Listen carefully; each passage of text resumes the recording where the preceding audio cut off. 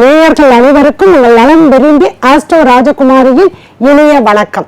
ஸ்ரீ காலபைரவரின் கருணையினாலும் அருளாலும் நோய் நொடி இல்லாமல் உங்கள் இல்லங்களில் எப்பொழுதும் இன்பம் பொங்கட்டும் என்று ஸ்ரீ காலபைரவரை வேண்டி வணங்கிக் கொள்கிறேன்.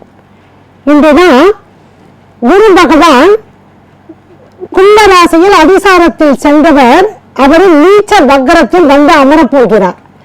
அவருடன் சனி பகவான் ஆட்சி வக்கரமாக அமரப்போகிறார்.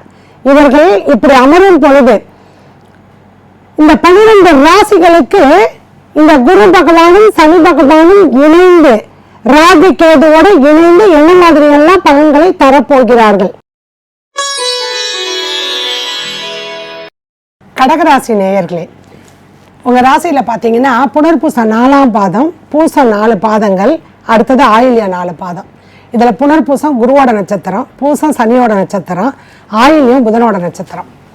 இதுல என்ன ஒரு பெரிய வேடிக்கைன்னா, இந்த குருவும் சனியும் தன்னுடைய நட்சத்திரத்தையே சமசத்தமாக பார்வையாக 7ஆம் பார்வையாக உங்க ராசியை தான் பார்க்குறாங்க. இது ஒரு அதாவது 7ஆம் பார்வையாக பார்த்து 7ஆம் இடத்துல இருக்கும் பொழுது கண்ட சனி கண்ட குரு ரெண்டுமே கொஞ்சம் படுத்தும். ஏன்னா குரு பகவான் 7ஆம் இடத்துல இருந்து நன்மையை கொடுப்பாரு, ஆனால் நன்மை செய்யற நிலையில அவர் இல்லை. ஆனா இதே சனி பகவான் 7ஆம் இடத்துக்கு வரும் பொழுது சுமாரான ஒரு பலனை தான் கொடுப்பாரு. அப்ப கடகராசிக்காரர்களுக்கு இன்னொரு பெரிய இதுல இக்கட்டெல்லாம் நம்ம மாட்டிக்கிட்டு இருக்கிறாங்க. ஆயில்ய நட்சத்திரம் கேது நிற்கக்கூடிய அனுஷ நட்சத்திரத்திற்கு இந்த ஆயில்ய நட்சத்திரம் எதிரடை நட்சத்திரத்துல இருக்குது. அப்படி இருக்கும் பொழுது ஏற்கனவே இந்த சனியும் சந்திரனும் பார்த்துக்கிட்டா ஒரு புணர்வு தோஷம்னு ஒரு வேலையை 1க்கு 2 திருப்பம் செஞ்சுக்கிட்டு இருப்போம். எதுவும் ஒரு கரெக்டா ஒரு முடிவெடுக்க முடியாத ஒரு சூழ்நிலையில ஏற்கனவே படாத பாடு பட்டுக்கிட்டு இருப்பாங்க கடகராசிக்காரர்கள். இன்னொன்னு, இந்த கேதுவோட எதிரடை நட்சத்திரத்துல போய் நின்னுன்னு வச்சுக்கீங்களேன், வேற ஒண்ணும் இல்லை. ஏற்கனவே அங்க மனம் வந்து புணர்வு தோஷத்துல மனசு கடந்து எதை எடுக்கிறதுன்னு முடிவு தெரியாம குழந்தைகிட்ட இருக்குது. இப்ப இந்த கேதுவோடைய எதிரடி நட்சத்திரத்துல கடகராசியில இருக்கக்கூடிய ஆயில்ய நட்சத்திரக்காரங்க என்ன பண்ணுவாங்கன்னா, ஒண்ணும் வேண்டாம், ஒரு ஆயில்ய நட்சத்திரக்காரங்க ஒன்றும் உஷாரா இருக்கணும். மற்றவர்கள் வந்து எப்படி உங்களை ஏமாத்துவாங்கன்னு நான் சொல்றேன். அழகா வந்து உங்களை மாதிரி உண்டா அப்படின்னு கேட்பாங்க. உங்களை பத்தி புகழ்ந்தாங்கன்னா உடனே நீங்க அவங்களுக்கு எல்லா வேலையும் செஞ்சு கொடுத்துருவீங்க. ஏன்னா கேது மயக்கம். அதுக்கு எதிரடையில இந்த ஆயில்ய நட்சத்திரம் புதனுடைய நட்சத்திரம் உட்காரும் பொழுது புத்தியை கெடுக்கும், எதிரடையில இருந்து கெடுக்கும். சரி, இதை கெடுக்காம தானே இருக்கணும். எதிரடையில ஏன் கெடுக்குது அப்படின்னா, இந்த குரு சனி இவங்க 2 பேருடைய இதுல பாத்தீங்க அப்படின்னா இவங்க நீச்ச வக்கரமும் ஆட்சி வக்கரமும் சேர்ந்து இதை பார்க்கும் பொழுது அந்த புணர்வு தோஷத்துல ஏற்கனவே இருந்துகிட்டு இருக்கிறீங்க. 10ஆவதுக்கு இந்த கேதுவோட எதிரடையில போய் நிக்கிறீங்க. சாமியை கும்பிடுப்பா, இதுதான் பரிகாரம்னு நீங்க 1000 ஜோசியக்காரரை போய் பார்த்தாலும் ஒரு பரிகாரத்தை செய்யவே மாட்டீங்க கடகராசியில இருக்க ஆயில்ய நட்சத்திரக்காரர்கள். சாமி ஏன்னா கேது நாணக்காரர்கள், அந்த நாணத்தை கொடுக்காது. ஏன்னா சுயபுத்தியில உட்காந்துருக்கு கேது, சுயபுத்தியை கெடுக்கும். சொல்புத்திக்காரங்களும் நீச்ச பக்கரமாகி 9ஆம் வீட்டு அதிபதி வந்து உட்காந்துட்டாரு எங்க 7ஆம் இடத்துல. என்ன பண்ணுவீங்கன்னா 2 விஷயம் நடக்கும். ஒண்ணு, உற்றார உறவினர்கிட்ட ஆயில்ய நட்சத்திரக்காரங்க தவிர பாக்கி 2 நட்சத்திரம் புனர்பூசம் பூச நட்சத்திரக்காரங்க நண்பர்கள், உறவினர்கள், கணவனா இருந்த மனைவி, மனைவியா இருந்த கணவன், இவங்களுக்குள்ள நிறைய கருத்து மோதல், கருத்து வேறுபாடுகள் ஏற்பட்டு பேசாம இருக்கக்கூடிய ஒரு சூழ்நிலை இருக்கும். 14/9/2021 இருந்து 18/10/2021 வரைக்கும். இது ஒண்ணு.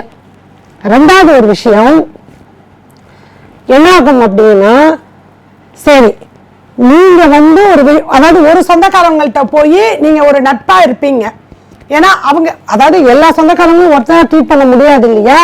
நட்பா இருக்கும் பொழுது இந்த மற்ற சொந்தக்காரங்களோ இல்லை மற்ற நண்பர்களோ என்ன நினைச்சுக்குவாங்க, ஒரு நண்பன் கிட்ட இருக்க அவனோட கூட்டணி சேர்ந்து நம்மளை ஏதோ கெடுக்கிறதுக்கு இருக்கான்னு இந்த புரணி பேசுறது அப்படிம்பாங்களா, அதுக்கும் போய் மாட்டிக்குவீங்க. அது பர்டிகுலராக இந்த 2 நட்சத்திரத்தை விட ஆயில்ய நட்சத்திரம் ரொம்பவே போய் மாட்டோம். அதனால கொஞ்சம் கவனமாக இருக்கக்கூடிய ஒரு சூழ்நிலை.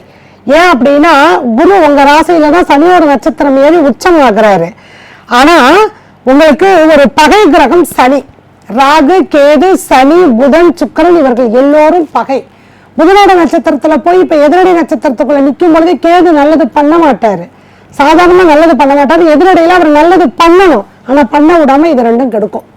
குருவும் சனியும் சேர்ந்து கெடுக்கும். அதனால புத்தியை நல்லபடியாக வச்சுக்கிங்க, அது ரொம்ப ரொம்ப முக்கியம். கடவுள் கிட்ட வேண்டும் பொழுது கூட எனக்கு நல்ல புத்தியை கொடு அப்படின்னு, ஏன்னா புத்தியின் மூலியமாக அறிவை சம்பாரிச்சுக்க முடியும். புக்கை படிச்சு வர்றது அறிவு, நம்ம சுயமா யோசிக்கிறது சுய புத்தி. அதனால புத்தி நம்ம புத்தியை கொண்டு செயல்படுறது புத்தி. அப்ப இந்த புத்தி நல்லா இருந்ததுன்னா என்ன ஓட்டம் நல்லா இருக்கும், எண்ணம் செயலாக மாறும். ஏன்னா ஏற்கனவே சந்திரன் மனோகாரகன். ரொம்ப அதாவது கடகராசியை என்ன பண்ணா, நீங்க ஏதாவது ஒரு பொறுப்பை கொடுத்துட்டீங்கன்னா எல்லாமே நான் தான் செய்யணும் அப்படின்னு இழுத்து போட்டு செய்யும். அப்படிப்பட்ட கடகராசி இப்ப ஏற்கனவே இதுல சிக்கல்ல மாட்டினீங்கன்னா எப்படி இருக்கும் பாத்துக்கோங்க. அதனால கொஞ்சம் கவனமா இருங்க. தயவு செய்து கடகராசிக்காரர்கள் எல்லோரும் கேது பெயர்ச்சி, ராகு கேது பெயர்ச்சி 12/4/2022 வருது.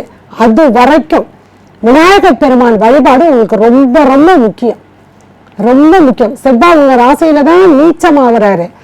அதனால அவர் பாதிப்பை தருவாரா அப்படின்னா கொஞ்சம் ஓரளவுக்கு தான் கொடுப்பாரு, ஒன்றும் பெரிய பாதிப்பை கொடுத்துட மாட்டாரு.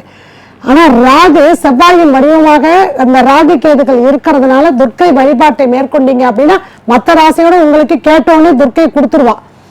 ஏன்னா தாய் உள்ள கொண்டவர் தாய் ராசிக்கு உள்ள சந்திரன் மீது, அதனால உடனே கொடுத்துருவா, என்னம்மா வச்சுக்க அப்படின்ட்டுருவா.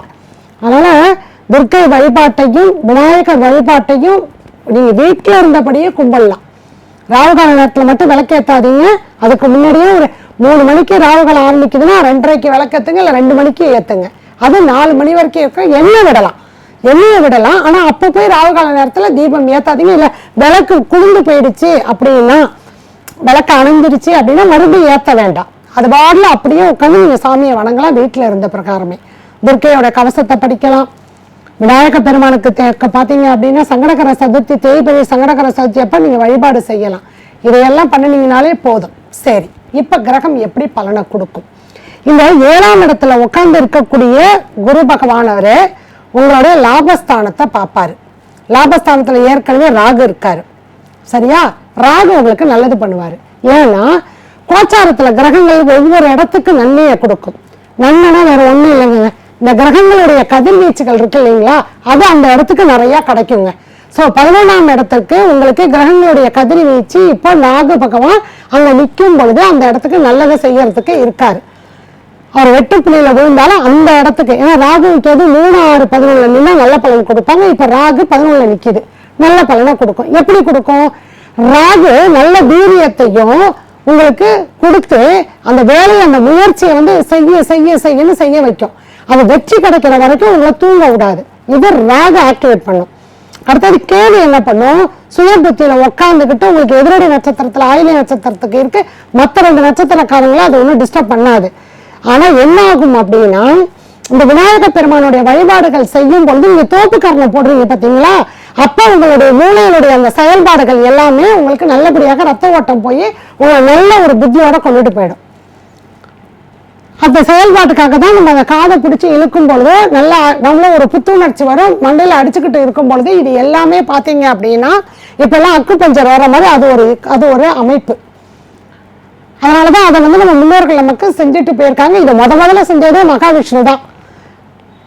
அப்படி இருக்கு. ஏன்னா அவர் சுதர்சன சக்கரத்தை விநாயகர் பெருமாள் முழுங்கிட்டாரு. எப்படா வெளியில எடுக்கணும், இவன் சிரிக்க வச்சாதான்டா அவன் துப்புவான்னு அவர் தோப்புக்காரனை போட்டதை வேடிக்கை பார்த்து இவர் சிரிச்சோடனே சுதர்சன சக்கரம் கீழே விழறதுக்கு வந்தது இவர் பிடிச்சிட்டு போயிட்டாரு. ஸோ அப்படி கடவுளே நமக்கு இதை இப்படி செய்யணும்னு சொன்னதுக்கு இது ஆன்மீகம், அறிவியல். இதுதான் மூளை வந்து. ஏன்னா இன்னைக்கும் நீங்க பாத்தீங்க அப்படின்னா நம்ம கிட்ட இருந்து தான் அமெரிக்கா நாடுல பாத்தீங்கன்னா கிளாஸ் ஆரம்பிக்கிறதுக்கு முன்னாடி தோப்புக்காரனை அதை அவங்க எக்ஸசைஸா பண்றாங்க, நம்ம விநாயகரை வழிபாட்டா செய்யறோம். அதுதான் இங்க சிறப்பு. அதனால அதை பண்ணுங்க. அதை பண்ணிக்கிட்டு இருக்கும் பொழுது நல்ல பலன் கிடைக்கும். 7ஆம் இடத்துல குரு சனி இருக்குதா, கடகராசிக்காரர்கள் பெண்களா இருந்தா கணவர் வேலை செய்ய மாட்டாருங்க. அதனால உங்களுக்கு கோபம் வரும். உன்னை புரிஞ்சுக்கீங்க, எப்படியும் ஒரு வேலை செய்ய மாட்டாருன்னு தெரிஞ்சு போச்சு. 7ஆம் இடத்துல குரு சனி உட்கார்ற வரைக்கும். குருவாக இப்ப 20-11 நகர்ந்துருவாரு. சனி இப்போதைக்கு நகர மாட்டாரு. என்ன பண்றது? சனி கிட்டத்தட்ட பாத்தீங்க அப்படின்னா அவர் நகர்றதுக்கு 2023 வரைக்கும் வெயிட் பண்ணணும். அப்ப அது வரைக்கும் நம்ம வெயிட் பண்ணிட்டு இருக்க முடியுமா? எப்படியும் இது நடக்காதுன்னு தெரிஞ்சு போச்சு. அப்ப நம்ம என்ன பண்றது? நம்ம வேலையை பார்த்துட்டு நம்ம போவோம் அப்படின்னு போறதுதான் உத்தமம். அதுக்குள்ள நீங்க ஏதாவது நம்ம இல்ல அப்படின்னா சண்டை சச்சரவுகள் இதையெல்லாம் வந்துகிட்டு தான் இருக்கும். அதனால அவஸ்தைகள் இருந்துகிட்டு தான் இருக்கும். அதை புரிஞ்சுக்கிட்டு கணவனா இருந்தா மனைவி வேலை செய்ய மாட்டாங்க, மனைவியா இருந்தா கணவன் வேலை செய்ய மாட்டாங்க, வேலையை நகர்த்தி உங்ககிட்ட விட்டுருவாங்க. இதுதான் இங்க நடக்கக்கூடிய கிரகநிலைக்கு உட்பட்டு நடக்க போகுது. அது மாதிரி உங்களுடைய எதிர்பார்ப்புகளை அவங்க அங்க ரெட்டிஃபை பண்ண மாட்டாங்க. ஏன்னா குரு சனியும் வந்து உட்காந்துட்டு 7ஆம் இடம், 7ஆம் இடத்துல இருந்து சத்தமா பார்வையா இருக்கும்போது உங்க மனசுக்குள்ள அது ஆணா இருந்தாலும் பெண்ணா இருந்தாலும், அதாவது இவ ஏன் இப்படி இருக்கான்னு இங்க ஒரு டென்ஷன் ஆகும். கணவனா இருந்தா மனைவிக்கு, மனைவியா இருந்தா கணவனுக்கு ஆகும். ஏன்னா 7ஆம் இடம் பாதிக்கப்பட்டுடுச்சு. அது மாதிரி உற்றார் உறவினர்களை என்னை மதிக்கல, என்னை வைக்கல, குறை சொல்லாதீங்க. குறை சொன்னீங்கன்னா உங்க புண்ணியத்தை கொடுத்துட்டு அவங்க கர்மாவை வாங்குறீங்கன்னு அர்த்தம். அதுவும் தர்ம கர்மாதிபதி இணைஞ்சு கர்மஸ்தானத்திபதி கர்மத்திலே இருந்து அவங்களை பார்க்கும்போது இன்னும் அதிகமாக வேற வாங்கணும். நமக்கு இது தேவையா சொல்லுங்க பார்க்கலாம். நம்ம சாப்பிட்ட உப்பையே நமக்கு எவ்வளவு தண்ணி குடிப்போம்னு தெரியாது. அதனால அதை புரிஞ்சுக்கிட்டு நீங்க போறது ரொம்ப உத்தமம். குழந்தைகளுக்கு ஏதாவது நீங்க இப்ப பண்ணணும் அப்படின்னா அதுல நிறைய தடைகள் வரும். படிப்பா இருக்கட்டும், ஏன்னா 5ல கேது உட்கார்ந்து எதிரடையில வேற இருக்கு. அது ஆயுத நட்சத்திரக்கார குழந்தைகளுக்கு கொஞ்சம் நிறையவே தடை வரும். பொதுவாகவே 5ல கேது இருக்கும் பொழுது தடை வரும் குழந்தைகளுக்கு. ஏன்னா உங்களுக்கு குழந்தை ஸ்தானம் பூர்வ புண்ணிய ஸ்தானம். அப்ப அங்க ஏதாவது பிரச்சனைகள் இருக்கு அப்படின்னா நீங்க போனீங்கன்னா அது ஒரு பெரிய சண்டை சச்சரவுக்கு அப்புறம் தான் அது நிவர்த்தி ஆகும். கேது 5ல இருக்கிறதுனால குழந்தைகளுக்கு ஏதாவது ஒரு ஸ்டெப் எடுக்கணும் அப்படின்னு நீங்க நினைச்சீங்கன்னா தடை வரும். சரி, என்ன பரிகாரம் அதை யோசிக்கணும் இல்லையா? உங்களுக்கு ஃப்ரெண்டா இருக்கக்கூடியவருக்கு 5ல கேது இல்லாம பாத்துக்குங்க. அவருக்கு 5ல கேதை பிடிச்சு கொண்டாந்து விடாதீங்க. சரிங்களா? அவரே கடகராசிக்காரராக கொண்டாந்து விடாதீங்க. மற்ற ராசிக்காரர்களாக கன்னி ராசியா இருக்கலாம் அவங்க, சரிங்களா? அல்லது மிதுன ராசிக்காரர்களா இருக்கலாம். இதை மாதிரி இருக்கக்கூடியவர்களுக்கு பார்த்துக்குங்க. இல்லை மகர ராசிக்காரர்களாகவே இருக்கலாம். 11ல் கேது உட்காந்துருக்கேன், நல்ல பலனை கொடுக்குமே. அப்போ இந்த 3 ராசிக்காரர்களை அழைச்சிட்டு வந்து உங்கள் பிள்ளைங்களுக்கு ஒரு அட்மிஷன் போடுறதுக்கு, எப்பா நீ இதை ஃபில் பண்ணி கொடுப்பா, இல்லை நீ என் கூட இன்னைக்கு லீவ் போட்டுட்டு வாப்பா அப்படின்னு அவங்கள கூட கூட்டிகிட்டு போய் செஞ்சீங்கன்னா நல்ல பலன் கிடைக்கும். செஞ்சு பாருங்க, சரிங்களா? அப்போ இந்த பிள்ளைகளுக்கு ஒரு திருமண பேச்சையா நீங்கள் போய் பேச வேண்டாம், அவங்கள விட்டு பேச சொல்லுங்க. உங்கள் வீட்டில் இருக்கக்கூடிய பெரியவங்க இல்லை நல்ல அந்த உங்களுடைய நல்ல க்ளோஸ் ஃப்ரெண்டாக இருக்கக்கூடியவங்கள்ட்ட கொடுங்க, நல்ல ஒரு பலனை அவங்க கொடுப்பாங்க. ஆனால் 7ல் இருக்கிறதுனால அவங்களும் எனக்கு வேலை இருக்குதுன்னு தட்டி கழிப்பதற்கான வாய்ப்புகள் இருந்தாலும் கூட விநாயக பெருமான் வழிபாடு செஞ்சுட்டு எதையும் நீங்கள் அங்கே வில்லங்கம் பண்ணாதப்பா அப்படின்னு முதலையே அவருக்கு ஒரு தேங்காவை கொண்டுட்டு போய் அவர்கிட்ட கோயிலில் வச்சுட்டு நீங்கள் பேச்சுவார்த்தையை ஆரம்பிச்சுட்டு எல்லாம் நல்லபடியாக முடிஞ்சு, பேச்சுவார்த்தை முடிஞ்சு நல்லபடியாக என் பிள்ளைக்கு ஸ்கூலில் அட்மிஷனை போட்டுட்டோ இல்லை காலேஜில் அட்மிஷனை போட்டுட்டோ இல்லை வெளிநாட்டு யோகத்துக்கு அவனை போட்டுட்டு வந்துட்டு தான் நான் அதுக்கப்புறம் அந்த உங்ககிட்ட இருக்க தேங்காவை நான் சதுர தேங்காய் உடைப்பேன்னு பக்கத்தில் இருக்க கோயிலில் கொண்டு போய் முழு தேங்காவை வச்சிருங்க. வச்சு இது பண்ணுங்க. இல்லைங்க கோயிலில் வைக்கிறதுக்கு குறுக்கள் விடமாட்டாரு அப்படின்னா ஒன்றும் கவலைப்படாதீங்க. வீட்டில் நீங்கள் வச்சுட்டு நீங்கள் கிளம்புங்க. பிள்ளையார்கிட்ட போயிட்டு வந்து நல்லபடியாக இருந்தாலும் அந்த தேங்காய் எடுத்துட்டு போய் கோயிலில் உடைச்சிருங்க. 2ல் 1 பண்ணுங்க. இந்த தேங்காய் சதுர தேங்காய் உடைக்கும் பொழுது கவனிக்க வேண்டியது 2 விஷயம். ஒன்று, விநாயக பெருமானுக்கு அருகம்புல் வைக்கணும். தீபம் ஏற்றினதுக்கு அப்புறம் நீங்க எந்த சதுர தேங்காவை உடைக்கிறீங்களோ அதில் கையில வச்சுட்டு விநாயக பெருமானை ஒரு சுத்திட்டு வந்து சதுர தேங்காய் உடைக்கணும். அப்படிதான் ப்ரொசீஜர். அதை செய்யுங்க, சரிங்களா? அரசியல்வாதிகளுக்கு கூட இருப்பவர்களை உங்களுக்கு குழிப்பறிப்பாங்க. இந்த காலகட்டம் கவனமா இருந்துக்குங்க. யாரு நண்பன் யாரு எதிரின்னு தெரியாம நீங்க குழம்பி போகக்கூடிய ஒரு சூழ்நிலை ஏற்படும். திரைப்படத்துறையில் இருக்கக்கூடியவர்களுக்கு கொஞ்சம் கவனமா நடந்துக்கணும். கிசுகிசுப்புல மாட்டுவீங்க, தேவையில்லாத பிரச்சனையில போய் மாட்டுவீங்க. இல்லை எனக்கு இந்த வாய்ப்பு வந்துடும் நீங்க சிக்னேச்சர் போடுவீங்க, அந்த படம் ஆரம்பிக்க முடியாத ஒரு சூழ்நிலை ஏற்படும். கன்ஃபார்ம் பண்ணிக்கிங்க. கன்ஃபார்ம் பண்ணிக்கிட்டு படம் நீங்கள் ஷூட்டிங் வைங்க சார், நான் ஓகே அப்படின்னு இது பண்ணிக்கிங்க. அதெல்லாம் யோசனை பண்ணிக்கிட்டு அதுக்கு தகுந்த மாதிரி நீங்கள் முடிவெடுத்து செய்யுங்க. அது ரொம்ப ரொம்ப முக்கியம். தொழில் துறையில் இருக்கக்கூடியவர்களுக்கு இந்த குரு பகவான் பார்த்தீங்கன்னா லாபஸ்தானத்தை பார்க்குறாரு. இல்லைனா இப்போ எனக்கு இருக்கிறத கொஞ்சம் ஓரளவுக்கு ராகு உட்காந்து வீரியத்தோடு நீங்கள் செயல்பட்டு ஆகணும். ஆனால் இந்த குரு வந்து உங்களுக்கு அங்கே கொடுக்கறதுக்கான வாய்ப்புகளை பாக்கிய தடையை உண்டு பண்ணுவார். ஏன்னா 3ஆம் பார்வையை சனி பார்த்துக்கிட்டு இருக்காரு 9ஆம் இடத்தை. பாக்கியம் கெடும், தந்தையினுடைய உடல் உபாதைகள் இருக்கும். அப்போ என்ன ஆகும்? கொஞ்சம் நீங்கள் கவனமாக செயல்படணுங்கிறது தான். இருக்கிறது எனக்கு வருதா, சர்வேக்கு வருதா, எப்பயும் வர பணம் வருதா, அந்த இதை போதும் அப்படின்னு பெருசாக திட்டம் தீட்டாமல் இருக்கிறத எல்லாத்தையும் கிளீன் பண்ணி அந்த வர்ற பணத்தை வச்சு கடன் இருந்ததுன்னா அதெல்லாம் முதல்ல அடைச்சிட்டு அதுக்கப்புறம் புதுசாக செய்யணும்னு நீங்கள் போனீங்கன்னா சிறப்பான ஒரு பலனை கொடுக்கும். அதுக்குள்ளே அவசரப்பட்டு எதுவும் போக வேண்டாம். ஏன்னா குரு 7ல் வந்து வக்ர நிவர்த்தி எல்லாம் ஆகட்டும். ஆனதுக்கப்புறம் அதை பண்ணினீங்கன்னா ஓரளவுக்கு உங்களுக்கு வெற்றி கிடைக்கும், சரிங்களா? அடுத்தது உங்கள் ராசியவே சத்தமாக பார்வையாக பார்க்கறதுனால மன தடுமாற்றத்தை நான் சொல்லிட்டேன். அடுத்தது 9ஆம் பார்வை, பாக்கிய பார்வையாக உங்களுடைய 3ஆம் இடத்தை முயற்சி ஸ்தானத்தை குரு பார்க்குறாரு.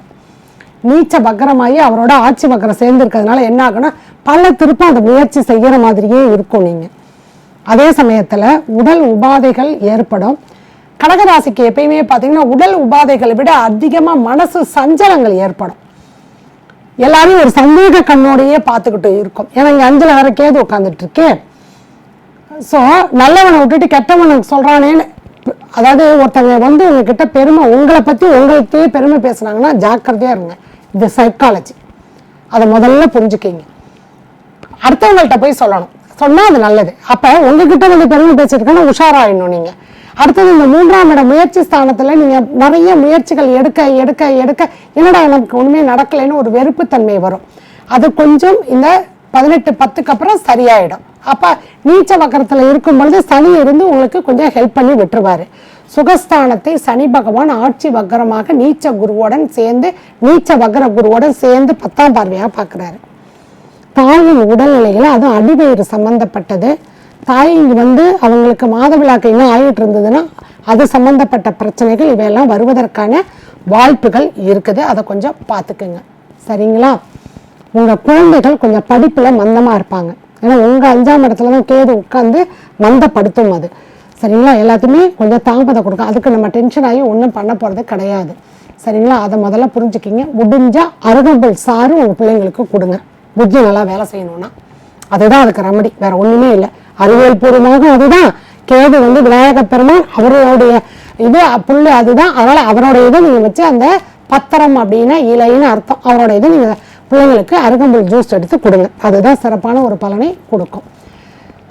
கிரகங்கள் எப்பயுமே பார்த்தீங்க அப்படின்னா ஒவ்வொரு இடத்துல இருந்து ஒரு தன்மையில் நமக்கு கொடுத்துக்கிட்டே இருக்கும். நான் ஆரம்பத்திலேயே இந்த குரு வந்து உங்களுக்கு பேச்சாகி மகரத்தில் உட்காரப்பே கடகராசிக்காரர்களுக்கு கலத்திர குருவாக இருக்குது. தேவூரில் சென்று நீங்கள் அங்கே இருக்கக்கூடிய குரு பகவானை வழிபாடு செஞ்சுட்டு வரணும்னு நான் சொல்லியிருந்தேன். அதனால் நீங்கள் ஒரு முறையான இன்னமும் நமக்கு டைம் இருக்குது. 20-11 தான் அவர் கும்பராசிக்கு பயிற்சியாக போகிறாரு. அதனால் அதுக்குள்ளார போய் அவரை போய் வழிபாடு செஞ்சுட்டு வந்துட்டீங்கன்னா ஒரு நல்ல பலனை கொடுக்கும். வியாழக்கிழமை காலையில் 6 to 7 குரு ஓரையில் போய் நீங்கள் நவகிரகத்தில் இருக்கக்கூடிய குரு பகவானுக்கு நெய் அல்லது நல்லெண்ணெய் தீபம், நான் ஏற்கனவே சொல்லிட்டேன் ஆரம்பத்திலேயே, மஞ்சத்திரியை எப்படி ரெடி பண்ணிக்கணும் லைவ் ப்ரோக்ராம் போயிட்டுருக்கு, ரெடியாக வச்சுக்கிங்கன்னா அதை செஞ்சு நீங்கள் ஒரு டப்பாவில் போட்டு நல்லா வெயிலில் காய வச்சுட்டு வியாழக்கிழமை தோறும் மஞ்சள் திரியை போட்டு ஏற்றும் பொழுது நம்மளே மஞ்சள் திரியை வாங்குறதை விட மஞ்சளில் செய்கிறது எப்படின்னு நான் சொன்னேன். அந்த மஞ்சள் வாசனையோடு இந்த நெய்யும் சேர்ந்தது அப்படின்னா குரு பகவான் மன மகிழ்ச்சியாக இருந்து நல்லது செய்வார். முல்லைப்பூவும் தாமரை பூவும் இதை வச்சு நீங்கள் குரு பகவானுக்கு ரொம்ப ஏற்றது. அதை வச்சு வழிபாடு செய்யும் பொழுது நல்ல ஒரு பலன் கூட உங்களுக்கு கண்டிப்பாக கிடைக்கும். அடுத்தது குரு பகவானுக்கு பிடிச்ச நெய்வேத்தியம் கொண்டக்கடலை, மஞ்சள் பூந்தி அல்லது லட்டு, மஞ்சள் கலரில் அது இருக்கட்டும். இல்லையா ஒரு மஞ்சளில் ஒரு கேசரி செஞ்சு எடுத்துகிட்டு போங்க. கேசரி பவுடர் மஞ்சள் கலரில் வாங்கணும், அவ்வளோதானே. ரவா இதை போட்டு செஞ்சு எடுத்துகிட்டு போனீங்கன்னா இனிப்பு அவருடைய பதார்த்தம். அங்கே வரக்கூடிய வியாழக்கிழமை 6 to 7 நைவேத்தியம் செஞ்சுட்டு வரக்கூடியவங்களுக்கெல்லாம் கொடுத்தீங்க அப்படின்னா நல்ல பலனை உங்களுக்கு கொடுக்கும். 11ல் இருக்கிற ராகுவினால் இருக்கக்கூடிய லாபத்தை பெறுவதற்கு துர்க்கை வழிபாடு கண்டிப்பாக முக்கியம். வரக்கூடிய லாபம் நிறைய ஈட்டணும்னா அதுக்கு துர்க்கை வழிபாட்டை மேற்கொள்ளுங்க. சொல்லியிருக்கேன் நான். ஏன்னா இப்போ அந்த ராசியிலேருந்து எல்லா ராசிக்கும் துர்க்கைக்கு வந்து செவ்வரளி பூ வச்சுக்கிங்க. அடுத்தது கொஞ்சோண்டு எலுமிச்சம்பழம் 2 வாழைப்பழம் வச்சு அந்த உங்கள் குடும்பத்தில் உள்ள அத்தனை பேர்லையும் அர்ச்சனை பண்ணி அந்த எலுமிச்சம்பழத்தை புழிஞ்சு குடிச்சிட்டு நீங்கள் வாழைப்பழத்தை ஆளுக்கு ஒரு துண்டு சாப்பிடுங்க அப்படின்னு. அப்படி சாப்பிடும் பொழுது துர்க்கையானவள் நல்ல உங்களுக்கு ஒரு ஆசையை தூண்டி விடாமல் கொஞ்சம் அடக்கி வைத்திருப்பாள். ரொம்ப வீரியத்தோட நம்ம வீரியமாக செயல்படும் பொழுது நல்லது கெட்டது யோசிக்காமல் போய் செஞ்சுருவோம். அப்படி செய்யாமல் ஒரு தடை ஏற்பட்டு தாயானவள் தாயுள்ளத்தோடு சேர்ந்து உங்களுக்கு நல்ல ஒரு பலனை கடகராசிக்கு கொடுப்பாள். ஏன்னா அன்னையானவள் அன்னை தான். அதனால தான் சந்திரன் முழு பௌர்ணமி அன்னைக்கு எல்லா அம்மன் கோயில்களும் நல்ல அம்மன்களையெல்லாம் அலங்காரம் செஞ்சு சந்தன காப்பு செஞ்சு குங்கும காப்பு செஞ்சு அப்படி ஒரு வழிபாட்டை நம்ம மேற்கொள்றதுக்கு இதுதான் காரணம். பௌர்ணமி வழிபாடு ரொம்ப முக்கியம், மன சஞ்சலம் ஏற்படாமல் இருப்பதற்கு. சரிங்களா? அரசு துறையில் இல்லை மிலிட்ரி ஆர்மி, நான் சொல்லிட்டேன் யாரெல்லாம் சீருடை மருத்துவர் செவிலியர் மிலிட்ரி ஆர்மி நேவி நீங்கள் யாரெல்லாம் நீங்கள் இருக்கிறீங்களோ, ஈவன் ஒரு காவல் காக்கக்கூடிய ஒரு செக்யூரிட்டி ஆஃபீஸர் யூனிஃபார்ம்னு ஒன்று போட்டுட்டிங்கன்னா எல்லாம் செவ்வாய் காரகத்தில் வரும். செவ்வாய் 17-10 வரைக்கும் கன்னி ராசியில இருந்து திரிகோண சந்திப்புல இருக்குது. செவ்வாய் உங்க ராசியில நீச்சம், ஆனா 3ஆம் இடத்துல முயற்சி ஸ்தானத்துல வந்து உட்காருது. தயவு செய்து சீருடையில் இருக்கக்கூடியவர்கள் அவசரப்பட்டு அசட்டு தைரியத்தில் எந்த ஒரு காரியத்தையும் செய்து விடார்கள். முன்னுக்கு பின் யோசிக்காம செஞ்சிடாதீங்க. செஞ்சிட்டீங்கன்னா ராகுவோட திரிகோண சந்திப்பு, சனி 7ஆம் இடத்துல வந்து உட்காந்துருக்காரு. 7ஆம் இடங்கிறது அடிக்கடி சந்திக்கக்கூடிய நபர்களும் வருவாங்க. ஏற்கனவே 5ல் இருக்கக்கூடிய கேது உங்க புத்தியை கெடுக்குது. டக்குன்னு செஞ்சிருவாங்க அந்த காரியத்தை. ஏன்னா விபத்துக்கெல்லாம் பாருங்க சாதாரண தானே நடக்குது. அதனால அதை மட்டும் 1க்கு 2 திருப்பம் யோசிச்சுட்டு அந்த செயலை செஞ்சீங்கன்னா சீருடையில் இருக்கக்கூடியவர்களுக்கு தேவையில்லாத அவப்பெயர் இதெல்லாம் வராமல் இருப்பதற்கு இதுதான் அதுக்கு பரிகாரம். சரிங்களா? அதனால இவற்றை செய்துவிட்டு தேவூர் சென்று குரு பகவானை ஒரு முறை என்று வழிபாடு செய்துவிட்டு வந்தீர்கள் என்றால் நல்ல பலனை கடக ராசிக்கு இந்த குரு பகவான் வழங்குவார் என்பது திண்ணம். சரிங்களா? சிம்ம ராசியை பார்ப்போம்.